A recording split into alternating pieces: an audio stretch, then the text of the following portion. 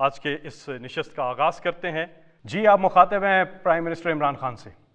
السلام علیکم۔ جی وعلیکم السلام۔ مجھے غریب عوام کی آواز بن کر بات کرنی ہے۔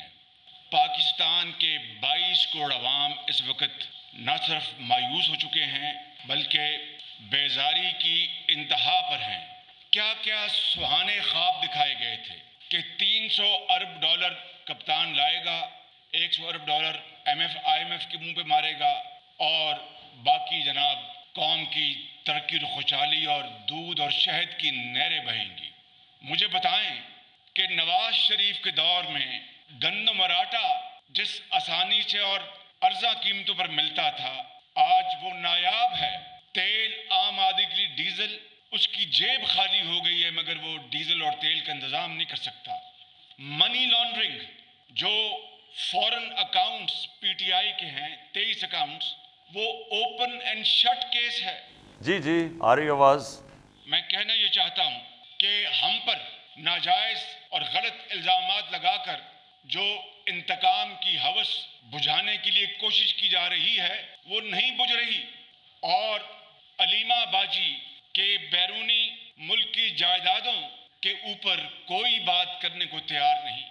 ہم کوئی دودھ کے دھلے نہیں ہیں، انسان ہیں، ناتواں انسان ہیں، مگر میں جو بات کرنا چاہتا ہوں یہ ہے، دودھ کا دودھ اور پانی کا پانی ہونا چاہیے تھا۔ اس کے اوپر آواز اٹھاتے رہیں گے۔ اس کے لیے ہمیں دوبارہ پھر سب کو یا مجھے جیل میں جانا پڑا تو یہ کوئی بڑی قیمت نہیں ہے۔ بہرحال یہ اگر ہے تو اس کا ہم انشاءاللہ اللہ کے فضل و کرم سے، اس کی نصرت سے ہم مقابلہ کریں گے۔ مجھے بتائیں کہ معلم جبہ کا کیس کیوں نہیں کھلا؟ ہیلی کاپٹر انکوائری کا کیا بنا؟ مجھے بتائیں کہ چینی سکینڈل اور گندم سکینڈل اور دوسرے بڑے بڑے دوائیوں کے سکینڈل جو اس حکومت میں ہوئے، اس کا کیا ہوا؟ دیکھیں، میں اپنی ساری قوم کو یہ سمجھانا چاہتا ہوں، دنیا کی تاریخ اٹھا کے دیکھیں، کوئی دنیا میں ملک آج تک آگے بڑھ ہی نہیں سکا جدھر قانون کی بالادستی نہ ہو، رول آف لا نہ ہو۔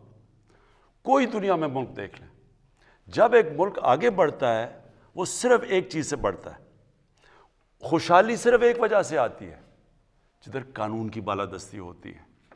جس ملک کے اندر جس کی لاٹھی اس کی بھینس، مائٹ از رائٹ، جس ملک میں قانون نہیں ہوتا، آج مجھے بتا دیں ایک ملک جو ترقی کیا ہو، اور وہ ہوتا کیا چیز تباہ کرتی ہے ملک کو؟ طاقتور کے لیے ایک قانون، کمزور کے لیے دوسرا۔ یہ NRO ہے، مطلب کہ طاقتور کو آپ NRO دے دیں، غریب لوگوں کو جیلوں میں بھر دیں۔ یہ قوم کی تباہی کا راستہ ہے۔ آج دنیا کا نقشہ اٹھا کے دیکھیں، ایک ایک ملک دیکھیں، کون سا خوشحال ملک ہے اور کون سا غریب ترین ملک ہے۔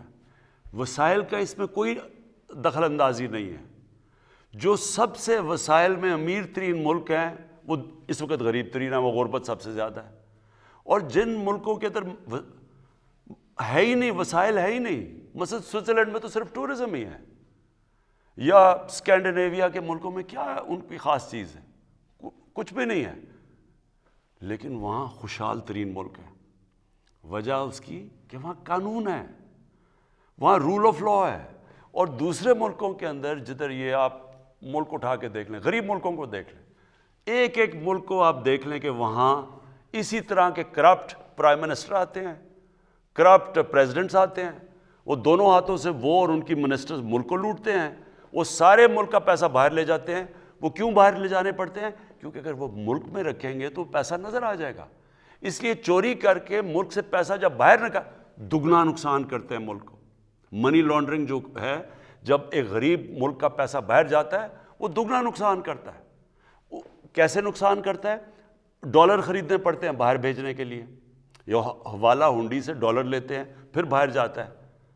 وہ ڈالر جب آپ ملک سے باہر بھیجتے ہیں، ڈالر کم ہوتے ہیں، جب ڈالر کم ہوتا ہے تو روپیہ گر جاتا ہے آپ کا، جب روپیہ گرتا ہے تو ساری چیزیں مہنگی ہوتی ہیں۔ مہنگائی کیسے ہوتی ہے؟ جب روپیہ گر جاتا ہے آپ کا، جو چیز باہر سے لاتے ہو، تیل، بجلی، کھانا پینے، سب مہنگی ہو جاتی ہیں۔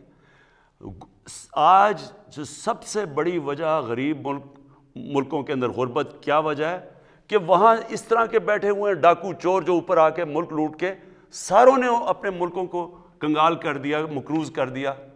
مہاتر محمد نے ملیشیا کو اٹھا کے عثمانوں پہ لے گیا. جیسے ہی مہاتر محمد 20 سال کے بعد گئے, ادھر بھی ایک اس طرح کا آدمی آ گیا جس طرح ہمارے یہ جو اے پی ڈی ایم ٹائپ لوگ ہیں, اس نے بھی آ کے اپنا ملک لوٹا, منی لانڈرنگ کی. اس کا کیا نتیجہ ہوا؟ وہ ملیشیا جو خوشحال ترین ملک تھا وہ مقروض ہو گیا, اور وہ آج ان کا پرائم منسٹر جیل میں ہے جس نے اس کو مقروض کیا تھا. کہنے کا میرا مقصد یہ ہے کہ اگر آپ نے اس ملک کو اٹھانا ہے, اس کو عظیم ملک بننا ہے, مدینہ کی ریاست کے اصولوں پہ کھڑا کرنا ہے, تو طاقتور کا زیادہ ضروری ہے کہ ان کا احتساب کریں بجائے کمزوروں کا. کبھی آج تک کسی ملک کو پٹواریوں نے اور تھانے داروں نے نہیں ختم کیا. پرائم منسٹر اور اس کے وزیروں نے جب چوری کیا تب ملک تباہ ہوا ہے. اور پھر جب ایک ملک کا قانون طاقتور ڈاکوں کو نہیں پکڑ سکتا, وہ ملک تباہ ہو جاتا ہے. تو یہ جو آج آپ یہ سارے ملک کے بڑے بڑے ڈاکو اکٹھے ہو کے ان یونین بنا کے اور میرے پہ پریشر ڈال رہے ہیں 2.5 سالوں سے کہ جی ہمیں این آر او دے دو. میں نے جس دن اس ملک ان چوروں کو این آر او دے دیا نا, یہ یاد رکھنا, میں اس ملک سے سب سے بڑی غداری کروں گا. جنرل مشرف کے دور میں ان دونوں کے یہ پچھلے 10 سالوں سے بہت بہتر دور تھا, ہر چیز بہتر تھی, قرضے بھی اتنے نہیں تھے. جنرل مشرف کے دور میں قرضے اتنے نہیں چڑھے جو ان 10 سالوں میں انہوں نے 4 گنا پاکستان کا قرضہ چڑھایا.